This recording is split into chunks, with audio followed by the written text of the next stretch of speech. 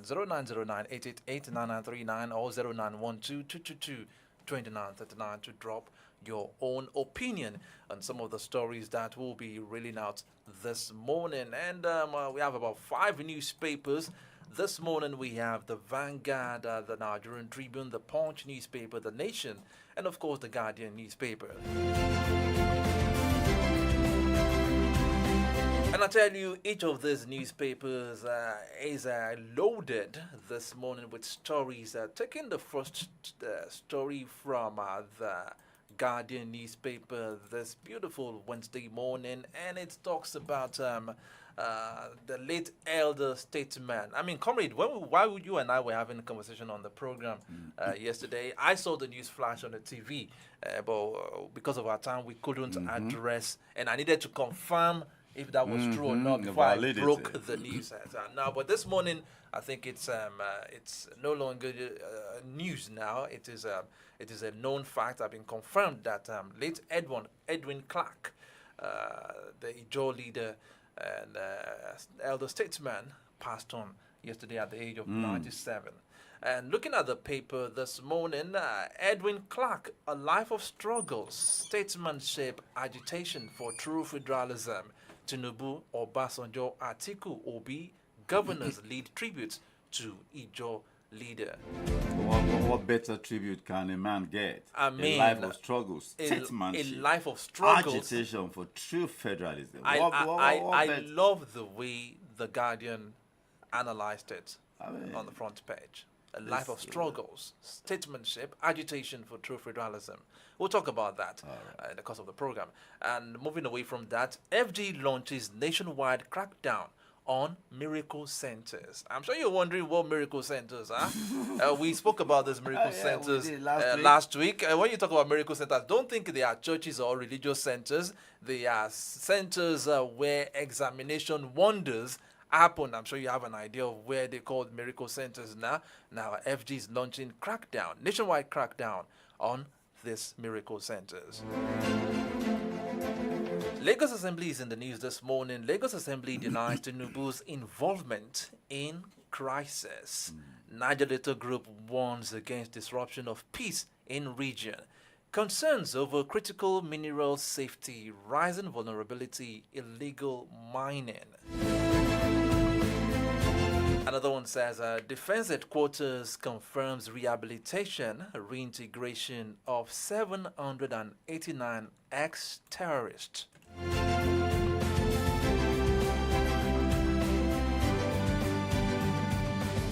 Still reading stories on the front page of the Guardian newspaper this Wednesday morning, February 19. House summons INEC over delay in conducting by-elections. NBS unveils new inflation template, reduces food weight to 40%. Sanwo-Olu, Don raise alarm over rising mental health issues among boys. That's not something we take serious. We need to take it serious. I mean, what some of these young boys are exposing themselves to in terms of mental, there's add substances that they take. And it's still believed that there are some of them that are going diabolic, putting their hands into some diabolic things that are leading them into having mental issues, because I've come across 2 of such in recent times. I was in I call it a public space yesterday to meet someone, and you won't believe it. You won't just believe it when how people are, smoking all sorts of stuff. Yes, it is not the usual, what do you call this one? Cannabis.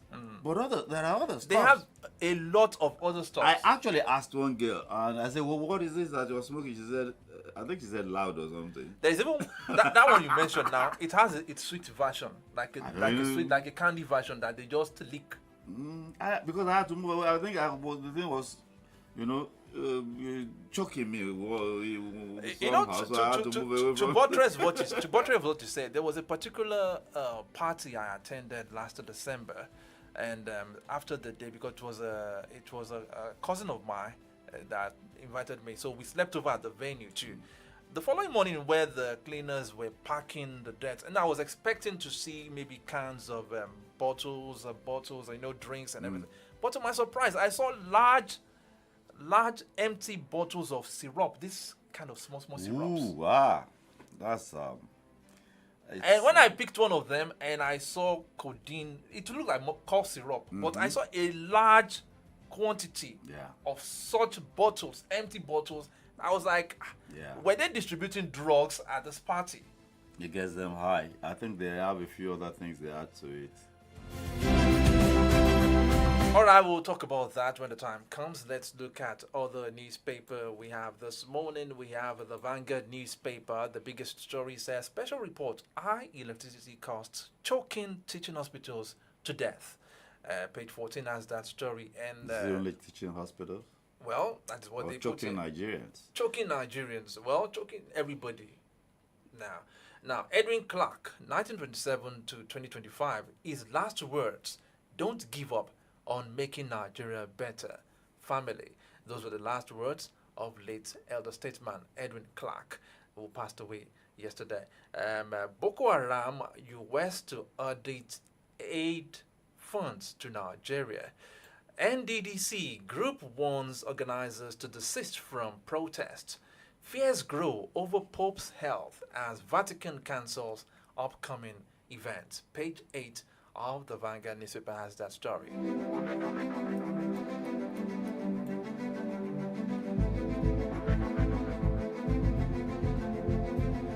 Moving away from that, CBN directs banks to publish dormant accounts. Page 19. Education suffers reduced allocation as NAS amends past 2025 budget. Page 8. FD commissions NDLEA's first barracks in Yola after 35 years. And the last one I'll be taking on the front page of the Vanguard newspaper. It says the military should be barred from elections in Nigeria. Guess who said that? Ebele Jonathan.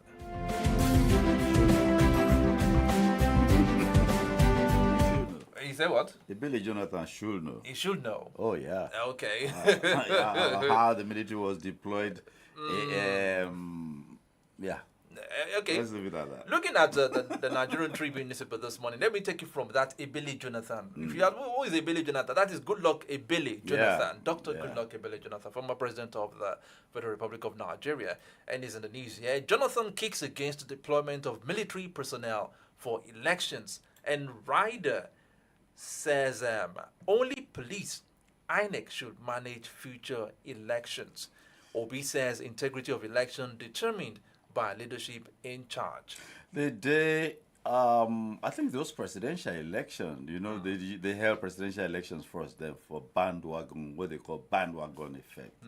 And 2003, the re-election of Olusegun Obasanjo as president, I came out that morning and I saw Nigeria's military men in battle gear, full battle gear, with I saw that they rented some public vehicles and draped those vehicles, in nets that look like foliage, to conceal, them from air attack. And those vehicles. Those are dressed. vehicles meant for war situations. I was sorry for that year.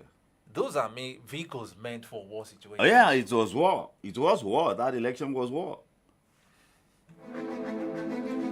We'll talk about that in the course of the program. Still taking stories on the front page of the Nigerian Tribune. I did tell you that the stories, the front pages are loaded with stories this morning. Bank directors with non-performing insider loans to resign. CBN orders asks banks to regularize loans within 180 days.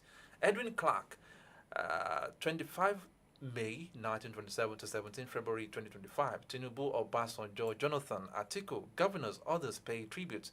Dogged fighter, uncompromising patriot, bridge builder. Still talking about Edwin Clark there. He will have been 98 in May. It will have been 98 in May. Okay. Southwest governors will give Adebanjo befitting funeral. Sanwo-Olu, page 10. Lagos Assembly crisis. DSS threatens lawsuit against broadcast stations. And page 13 of the Nigerian Tribune has that story. Don't disrupt peace of Niger Delta over mother of all protests. Niger Delta Peace Advocates warns. Edo Assembly approves death sentence for kidnappers. Death sentence. Death sentence for kidnappers. I think it's something that should be it should serve as a kind of a deterrent. Well, I think kidnapping, I don't know why that should be made a capital offense, but It should be because maybe we- in the instance of which the victim is dies. most of these kidnappers operate with weapons, armed. They are armed. Yeah. And so- Equivalent to armed robbery. Equivalent to armed robbery too. Yeah. And we've heard cases of victims of families of the victims paying ransom and still killing the kidnapped. Do you know some people don't know the gravity of what they're doing? Do you realize that? Or gravity of what? Girlfriend and boyfriend arranging their own kidnap to extort money from the parents. Do you know some people just don't understand the gravity? Because they've come to realize that it's a lucrative business. They just don't understand the gravity. So maybe if a victim dies, yes, but a blanket death sentence, I think it's a bit on the harsh side. Outside, okay? And the last story I will take from the Nigerian Tribune, appeal court affirms Oba Olaoye as Shoun of Ogbomosho land. That's some relief. That's For him? For him, well, that is if they don't proceed to the Supreme Oh, you Court can too. be sure they're proceeding to the Supreme Court. Our courts determine elections, and now they are determining who rules kingdoms now. Yeah. Sad. The Punch newspaper, we have this one. Workers in 109 embassies groan over 6 months unpaid salaries. Ministry promises to clear arrears. Ex-envoys kick.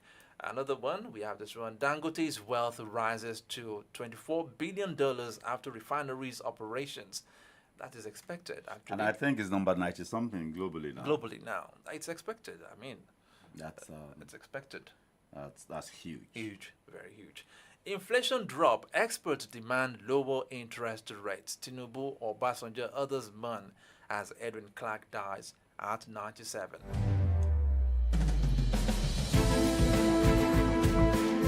Lagos Assembly says Tinubu's wife not involved in crisis. Immigration arrest 40 illegal migrants in Oyo and Osun crisis. Police go after killers. LD poll holds Saturday. That means no going back on the local government election coming up in Osun State come Saturday. All right, it's 14 minutes to 10 on Solutions 93.9 FM. It's from the dailies, and like I said earlier on, I have Comrade Ayodeji Ajishokbe live in the studio, and together we'll be running analysis, the stories in the papers this morning. Now, let's start from late Edwin Clark. Just barely a few days ago, about a week ago, we lost another elder statesman, that is Ayo Adebanjo. Now, let's look at the roles these two individuals played in the history, because these are the people that the history of Nigeria will never forget. Yes, they came in an era. All these people that graduated from universities in the mid-50s, early 50s, they are the ones that took over, as it were, from the colonial master, the British colonial masters. So they were the ones that shaped, in whichever corner they were located, they were the ones that shaped. Those who are in education, they shaped the educational trajectory of Nigeria. Those who are in the government, they shaped governance. Those who are in the public space, they shaped, and some of them were prominent. Ayo Adebanjo was with Chief Obafemi Awolowo. You know, he was charged along with Obafemi Awolowo for treasonable felony, but he took off for Ghana, and he said he took off for Ghana according to him. He took off for Ghana because Obafemi Awolowo said all of them should not be incarcerated. Should be a way to continue the struggle. And then, of course, Edwin Clark. Edwin Clark's location is unique because he comes from one of those, the ones they call minorities, the Ijaws in Nigeria, but which later coalesced to be known as the South-South and the what do they call them? Niger Delta. Niger Delta. A critical nerve center of Nigeria's economy, where the oil flows from, the petrodollars. And then Adebanjo, politically belonged to the Afenifere, leader of the Afenifere. I think he was even the first acting chairman of AD, if I remember correctly. And then you are never going to forget, and that's what people mostly remember him for, the way they want to remember him, is the night of the long knives at the Rovans, in which triggered the beginning of the end of Afenifere by no ramifications. That was what triggered the beginning of the end of Afenifere, the night of the long knives. Of course, we cannot take it away from him. He was consistently consistent on the issue of federalism.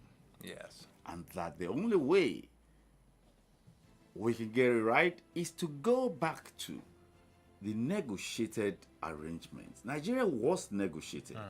You understand? We should never forget that. Nigeria was negotiated. And that negotiation and the conclusions of that negotiation was as a result of the peculiar nature of our country, the nationalities that constitute Nigeria. And that was what made, defined the relationships. And everything has been distorted. And the man consistently, all his life, the latter part of his life, advocated for that. You see, my own disagreement, my own point of view, not disagreement necessarily, is that these things were being said so stridently without any result for several decades. You see, you have to be persuasive. You cannot be saying that it is either this way or there is no other way. You have to persuade. You have to be persuasive that even it is not just in my own interest. It is equally in your own interest too, and in the interest of all. Not just saying it like you are delivering a sermon, sermonizing, making it look like you are in one moral high ground, and making the other party look as if, not looking too good. All right, now let's beam the searchlight more on Edwin Clark. This is a man that has been vocal since the 60s and up till his death. Let me just put it this way, because a few weeks ago he was still speaking on TV, and there's a particular clip I have here where he was speaking about a month ago, talking about what Nigerian leaders, the fact that Nigerian leaders cannot manage the people as one of the major problems we have in the country. Let's talk about, then we now go to the analyst says that Guardian newspaper gave this man, saying a life of struggles, statesmanship, agitation for true federalism. Let's take a listen at late Edwin Clark. This was about a month ago. Something I wanted to mention. I said this Nigeria belongs to all of us. Whether you're a Christian, you're a Muslim, we all own it. The moment you find yourself behaving as a second-class citizen, you are no longer a human being.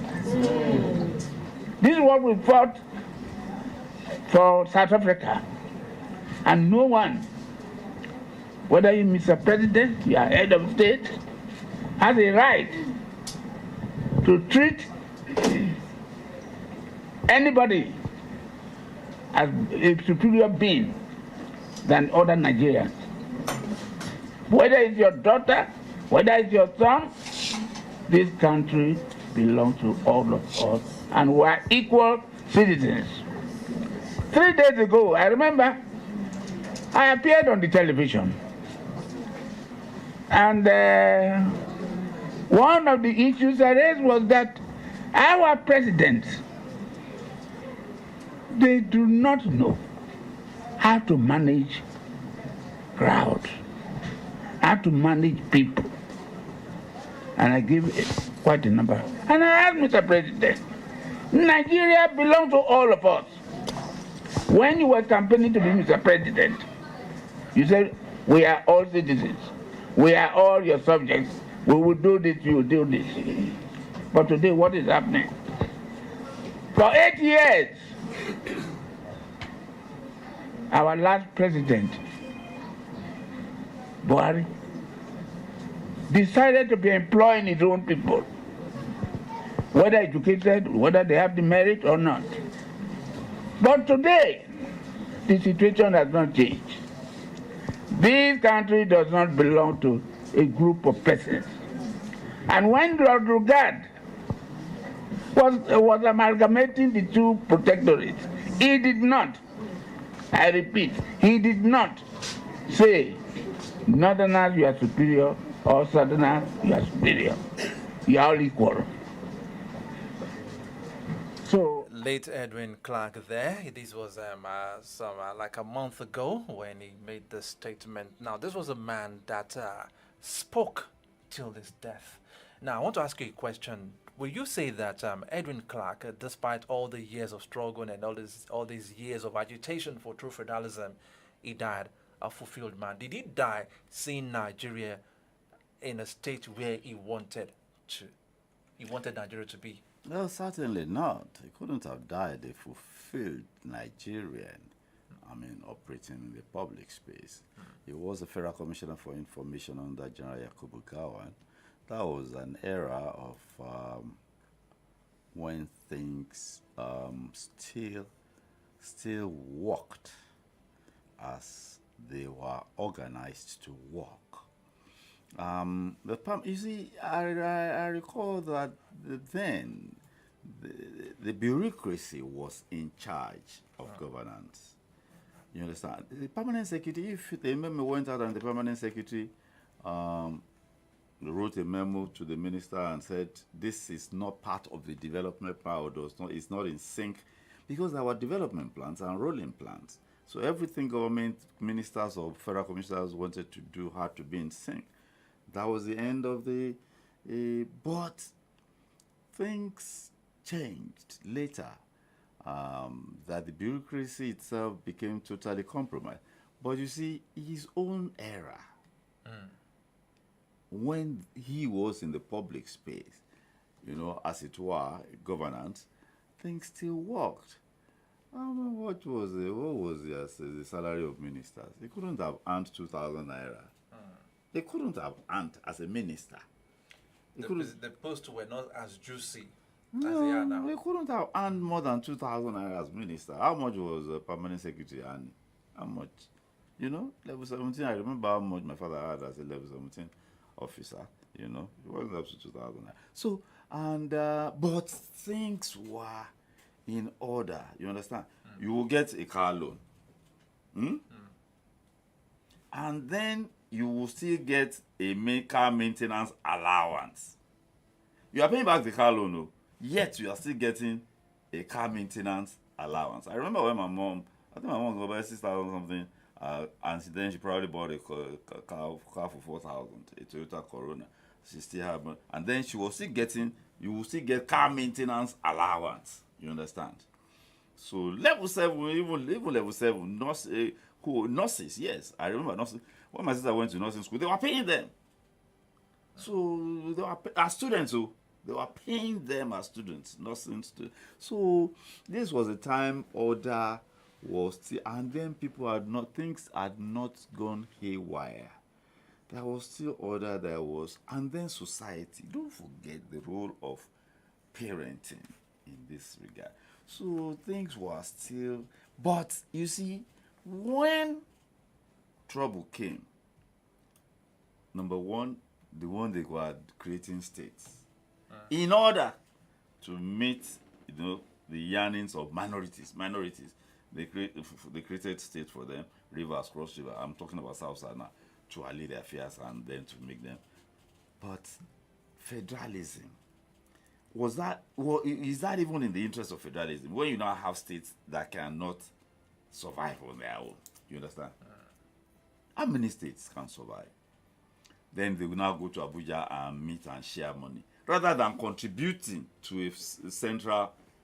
But this man, he stood for his people because You know the South now. Yes. You know the despoilation and the damage that has been done to that place Over the years, over the years since Oloibiri 1956. was discovered. Yes, they are a part of the problem too. Anyway, they, because of the illegal refining that they are doing, they are despoiled. They damage everything. All the waters have been, except probably for Bayelsa, but rivers has been terrible. Rivers and Delta is even Delta and rivers, but rivers most Was affected. worst affected. But this man, all his life, how many weeks ago was that interview?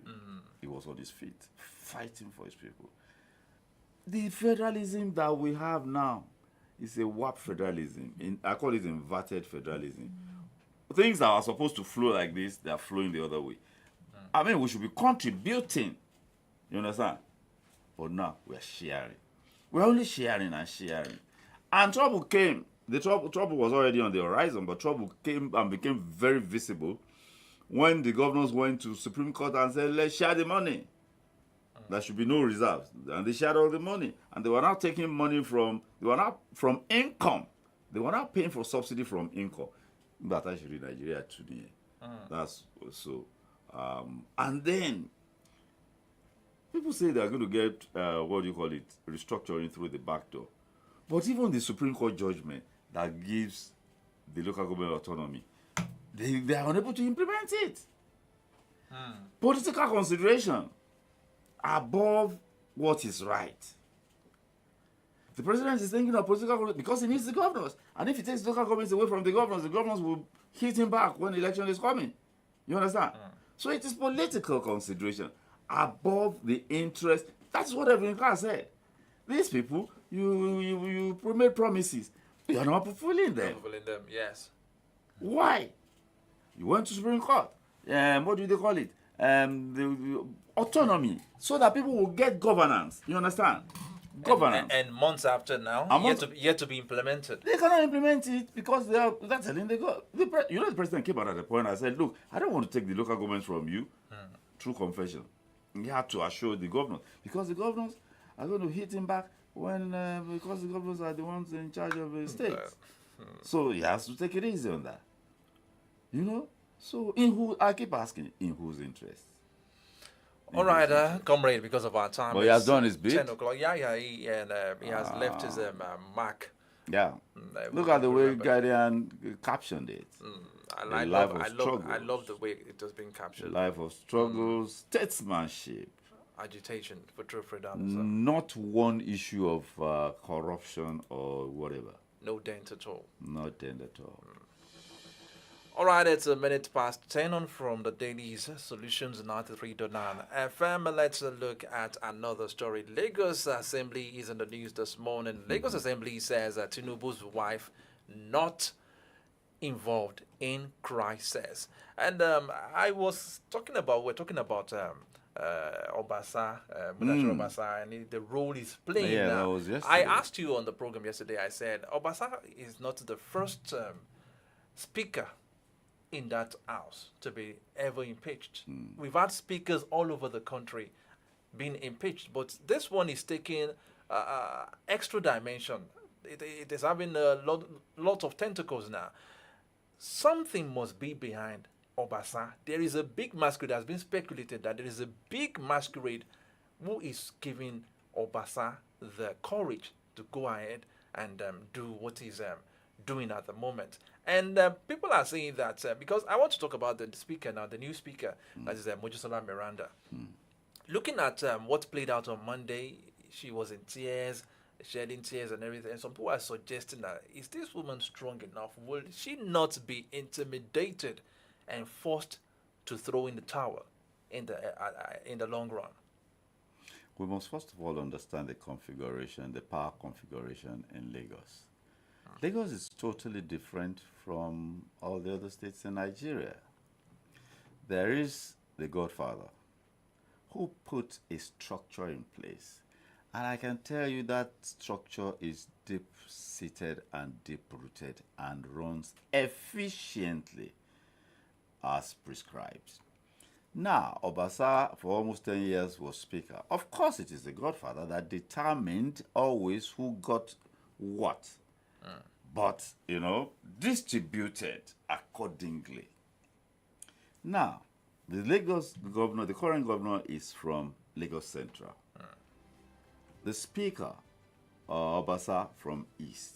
Generally, in the distribution of positions, the position of the deputy governor is not taken as a prize. So the SSG goes to the 3rd Senatorial District, Central, East, West.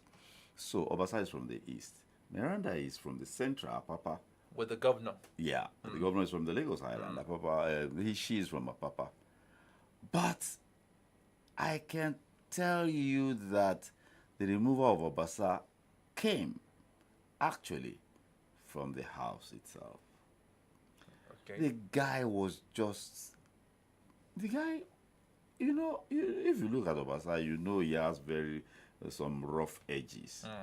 It's just, when you compare Obasa with a person like Olumbe Mamora, you see that there's a huge difference.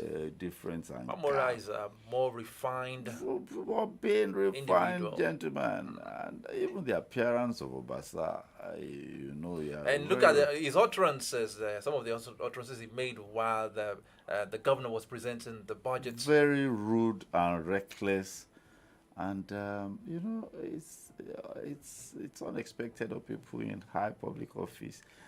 Lagos. He was publicly throwing jabs at the governor, who was also in the house that same day. So, definitely, just like the case of Aregbe, Aregbe Shola himself from Ali Bonjo, these are people on the streets, you understand? He's one of those guys on the streets.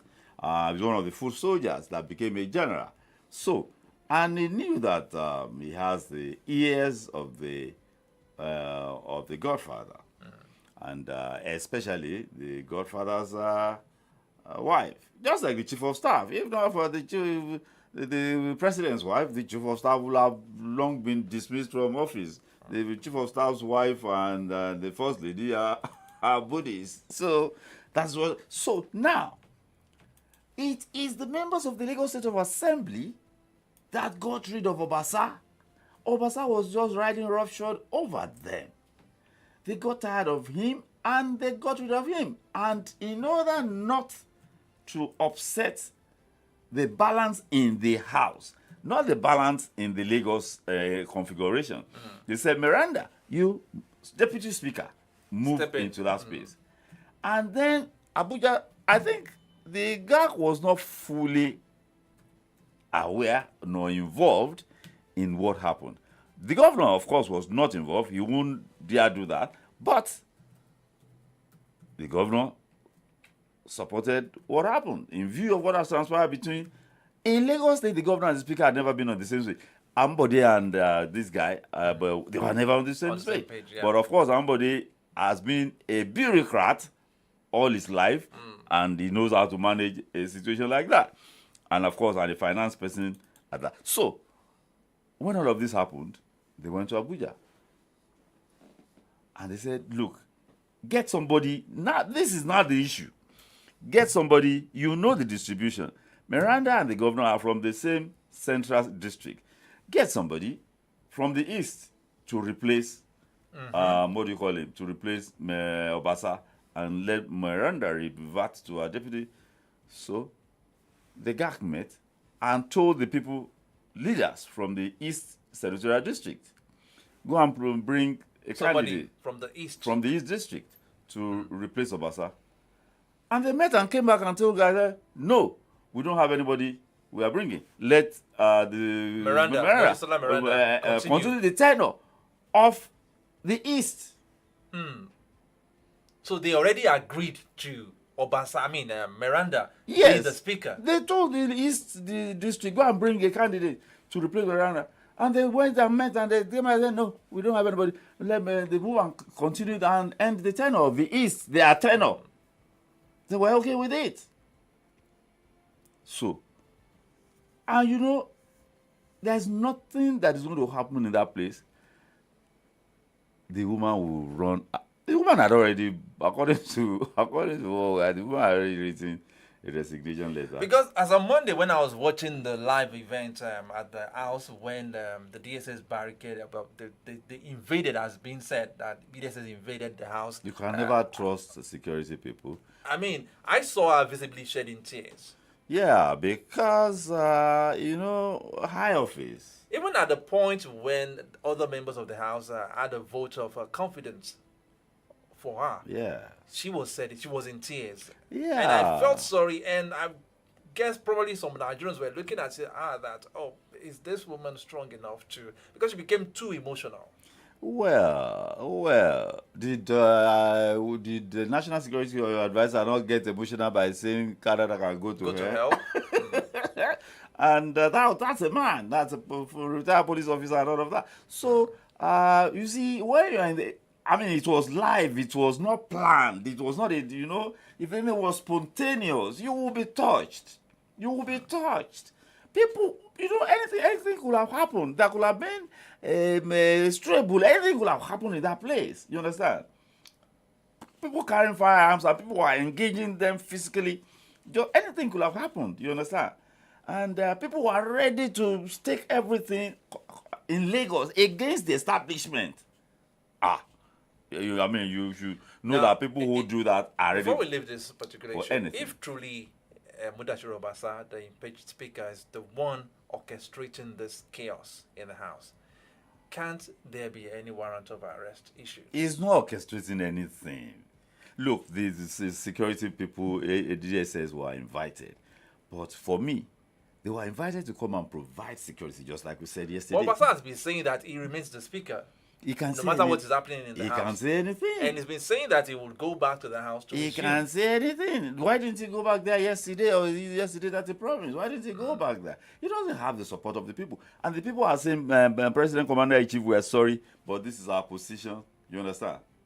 And they understand the structure of Lagos. You understand? Look, now, the president himself is running for office. Sometimes you put a structure in place, and if you don't abide by the dynamics of that structure, this structure itself can sweep you away. Now, the president is going to run for office. You know what happened the other time. You see, the structure in Lagos is such that, yes, Tinubu is at the head of that structure, but he's no longer in Lagos. He doesn't have the time. So some people are holding forth for him now. It is those people who are holding forth for him now that are in control and in charge. You understand? Even the way things are going now, it is not likely that it is Tinubu that will determine who will become the next governor of Lagos State. And this is what is exactly playing out. Playing out now. The first person they had to get out of the way was Obasa. And I told you yesterday, there are two people in the villa that I know of. I've forgotten his name, like Principal Private Secretary. And then the Chief of Staff, they are interested in being governor. Gbajabiamila and I forgot Muri-Okunlola. Muri-Okunlola, yeah. The Principal Private Secretary, who was brought in to checkmate Gbajabiamila, because Gbajabiamila was just all over the place and doing whatever he liked. So another guy was brought in, Muri-Okunlola, close to, very, very close people to the president. So you never can tell what those people are saying. You are unable to see the president, and they are telling GAC. Maybe they're the ones that made sure that they could not see the president in the first place. They now will come back and say, Baba said. You understand? Like the Baba Sokwe of the Moliti. Things that will play out in their own interest.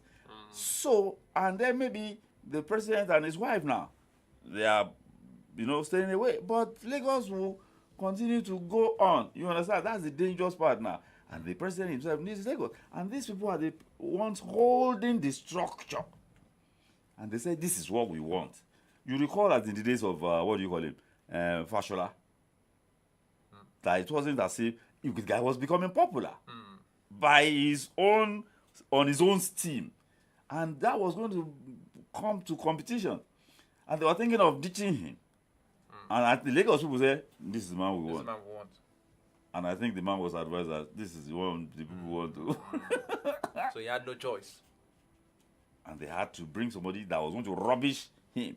But you can't rubbish a performer. You understand? He went to the national level, but he found his way back into the man's because he's a friend of Wale Tinubu, a cousin of Bola Ahmed Tinubu. The man found his way back with, a refined gentleman too. So Lagos and Obasa is just doing drama. Okay. Obasa is just doing drama. All right, before we leave the Lagos Assembly crisis drama, there is another story actually on all the papers. This one, it says, Lagos Assembly crisis, DSS threatens lawsuit against broadcast stations. You'll be wondering what were the offense, what was the offense of the broadcast stations? Let me read the story now. The Department of State Service says DSS has threatened 2 prominent broadcast stations with lawsuit over what it described as false and malicious report against it by the organizations. According to the security agency, Africa Independent Television, AIT, and Channels Television both aired false reports against it on the crisis that rocked the Lagos State House of Assembly on Monday. And let me read this particular one coming from their lawyer. It says the broadcast stations had reported that. Which chambers are they using? Let me read this last 2 sentences for the listeners to understand what the lawsuit is about now. The broadcast stations had reported that the DSS invaded the assembly on Monday during the crisis, but the security agency, through its lawyer, Chief Ayodeji, your namesake, SAN said the agency was invited to beef up security and did not invade the assembly premises, has been said by these 2 broadcast stations. But some of us saw the videos. Their modus operandi, is that not what they call it? The way they operated, the DSS operated at the assembly complex on Monday. Did it look as if they were being invited? 2 things are clear. Okay. I know there was a letter that they were being invited, but Agreed. was that letter, did they stick to the instructions? That is the gap. And that gap is what is now making it look like storming and invading. Come and secure this location. How did it not result in sealing the office of the speaker, sealing the deputy governor speaker's office, and the office of the clerk, and the chamber clerk, that invited them? The clerk that even signed the letter inviting them, they sealed his office. And so now to worsen it, seal the chambers of the parliament. Now, if you are called by a landlord to come and secure his home, and you now see... I love this analysis you're giving me right now. See living room. You see his bedroom. You seal the gate to his house. Preventing the landlord himself from entering, the same landlord that invited you to come and provide security. I mean, what do you call what that? impression are you creating? That is why conspiracy theorists are now saying when they were invited, they probably told their superiors, and the superiors told some other people and said, okay, this is an opportunity to Google cause wahala in the place. Then, okay, let them tell us the instructions they gave the operatives. Let them tell us the instructions they gave the operatives that went there. Those guys couldn't have misinterpreted the instructions. That was the instruction they had. You understand? Seal up the place. That must have been the instruction. Seal up the place is different from secure the place. Sealing up the hallowed chamber. Yeah, secure is different from seal up. Blocking the speaker outside and all the members outside. Even when they gained access, the members, workers gained access to the chambers, they tried to access the chambers again from another route. That was when people engaged them in physical. In fact, I was told that 2 of them were beaten up. I saw some clips. I saw some video clips of that too. And they were carrying these Trevor assault weapons. You know, that was a very dangerous situation. That was a very dangerous situation. Interesting. And question is, why DSS? The DSS is not the primary agency for internal security in Nigeria. It is the police. And the same way Jonathan is asking, why are we using the military? Yes. To provide security for elections. We'll be back after this time out. Okay.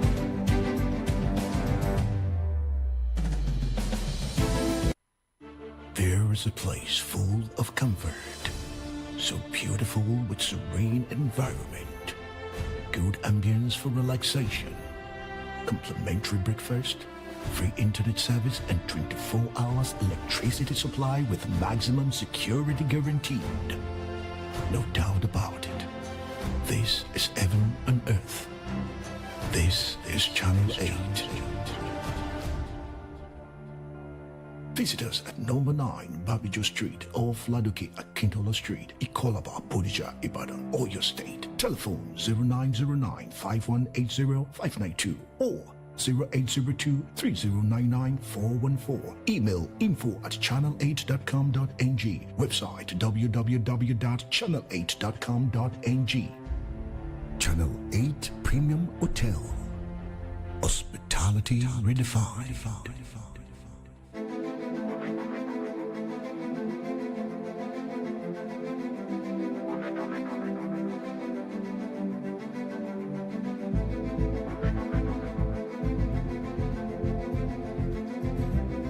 18 minutes past 10 on Solutions 93.9 FM. You're welcome back after that commercial break. It's still from the dailies, and we've been talking about some major stories on the front pages of newspapers this morning, Wednesday morning. And there's a particular story which we read earlier on, talking about former President Goodluck Ebele Jonathan saying that the military should not be deployed for manning security during election. And just like Comrade Ayodiji was saying earlier on, saying that the DSS shouldn't have been the ones to be invited to provide security at the Lagos State House of Assembly. It should have been the police. Now Jonathan is saying only police should manage future elections, that the military should henceforth not be used. What do you make out of that? The police has been totally degraded in Nigeria. You know the police, what used to be the E branch, which is now the NSO and they will have gone into the place, and you may not even know that they're there, without any any intimidation and all of that, and they will be there. Jonathan that is saying police, military should not be used. I will draw an example of Osun in 2014. I will never ever forget. A few weeks before the election in 2014, I think it was Ijolo Mishore that was the candidate of PDP. Jonathan was president. I went to Osun a few weeks before the election. As we were approaching Osogbo, I started seeing hooded. The first thing, if you're coming from Ibadan, you will get to the headquarters of DSS before you enter the main town. I saw those Hilux vehicles, with DSS. I started seeing DSS guys parading in hood. I said, then on the day of the last rally, I went with a politician. When we got to Osogbo, Dambola, it was I was very sad. Hundreds, if not thousands, of DSS hooded all over, everywhere. For an election. Even for a rally preceding the election. I think it was a few days before the election. It was even for a rally. Yes. Before the election. But they were all over the town, patrolling and intimidating the people. Arebeshola was the governor there. And I said, it was a clear attempt to intimidate the people. Okay, what was the military doing?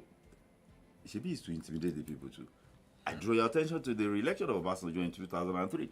I just came out and I saw Nigerian military men in battle gear with these their nets that they used to create a foliage, to prevent Air Force aerial attack. And my heart sank that day. Then the same thing happened to me the day when I went to Shogo and said, hey, why all of this? You understand? Because you cannot take on DSS like the way you would take on police. And to support what you said, I can't remember the year that when Fayose was leaving office, when that election that Fayose was leaving the second term. Yeah. I was one of the the media people that were sent from my station there, and to my surprise, the huge amount of, I mean, the number of military officers I saw that morning was enough to intimidate people. Yes, they brought the military. They were in full camouflage, and they wore with weapons. Some of them were hooded with masks and everything. I was like, on top elections. You see, and then that is why people don't have any faith in these elections. The case of Fayose is still in court. How they, I think 4 billion naira or so. And he, Obanikoro, and one gentleman in Ibadan here. And was it the one involving Olisa Metu too? No, not Olisa Metu. Okay. There's one man, we mentioned the name of that club earlier before we came on air. Okay. You know, and how they were distributing money. I mean, elections, people just go and vote and you go back to your office and all of that. And then we shut down Nigeria. You shut down an economy, you shut down Lagos, you shut down Kano, you shut down Abuja, you shut down Ibadan. And everywhere will be, you know, it's not nice. Election. And then they are voting in one state, those staggered elections, you say, no, we cannot cross the border. I mean, if they're holding election in Delta or Eduna. Are the police officers not well equipped or enough in numbers? What are they? Okay, even the police, what are they supposed to be doing during election? Doing what? Well, to According to maintain law and order, so What that order to are they prevent. maintaining? Well, maybe if people are not engaging in vote buying or snatching of ballot boxes, maybe there wouldn't be The need first thing we should do for is the security agencies. The first thing we should do is Maybe we are the ones causing this. stop shutting down the country. Okay. Go and vote and go back to your business.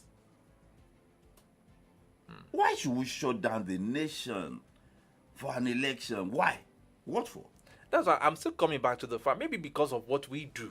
You know, there have been instances in this same country that on election days, some cars will be stopped, and maybe when they run check on the cars, they will see voting materials, maybe printed papers, ballot papers, and stuff like You that. can't do that so anymore. Now, if they allow free movement, there won't be any need to be suspicious of any other person moving.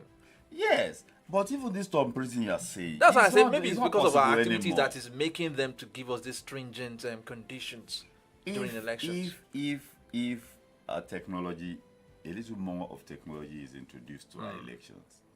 Now, this one you are talking about, people go Tom Printing. You can't do that anymore. Okay, if they are not doing that, what about movement of miscreant thugs to different places? If everybody is, If they don't restrict movement on election days, it will. that is what makes the movement of miscreants and thugs easier. If this road is, filled with people moving around, how will the miscreants run through the streets? Is it when the streets are free? Is it not when the streets are free that they'll be able to run around? Can you run around Agbeni Oje when people are doing their business? You cannot. And you cannot escape. People will apprehend the president. So I don't understand though. When we held, census in the days of Obasanjo, I think 2005, I will never forget. I was just returning home from work. And the 4 o'clock, I used to I think it was listen to 2006, 2020, It was 2006. 2006. 2006, yeah. It was a Friday, I will never forget. I just had it, 4 o'clock news. I just had it that Nigeria was going to be shut down for 3 days. I said 3 days. They extended it. They shut Nigeria down for 5 days. 5 days. 5 days, 1 week. That's with a lot of consequences, People who had deals, and that was what the age of digitalization was not, So we should move away from all these very crude things that were very ways good. of doing things. Is crude. But I Man, still crude. believe that the police officers are needed. Yes, maybe to accompany election materials. I agree with that. You see that on election days, policemen who are within the polling areas don't carry weapons. It is deliberate. They don't carry weapons. They don't. Look, all they need is a communication gadget, a walkie-talkie. Not that you expect them to be making calls, because if you are using a walkie-talkie, all base stations are receiving the information. The information from the walkie-talkie goes on all base stations, and the information goes around. And when that information goes around, everybody is prepared to act on it. So we have to move away from all these crude, very, very crude things that we are doing to shut down a nation for election. What do they call these ones? Population commission. They're planning to do head count again, and then maybe I don't know whether they're going to shut down the country again. We have to move away from all these crude things that we are doing. Look, for the census now, you need to be at home so that it will be easier. What for was them the to- meaning of that? I'm just thinking for them. You need to be at. Okay, now they want to count me. I'm at work. Must they physically count you? Is that the way people count?